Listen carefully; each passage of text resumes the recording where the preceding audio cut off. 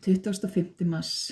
Leið og meiri kærleikur streymir inn í veröldina á sér stað dásamleg heilun. Það eins og smyrsl sé sett á sár, það græðir og gerir heilt. Kærleikurinn byrjar innra með sérhverjum, hann byrjar innra með þér og vex eins og fræ. Brýst síðan fram og birtir mikla fegurð og heild.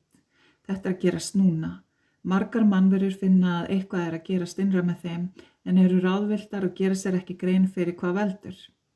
Þær leita út á við og í vonum að finna vísbendingar sem sýna þeim hvað að gerast. Aðrar finna orkustreymi, verða hrættar og reyna að útiloka það. Þetta þeim nýtt, undarlegt og óþekkt.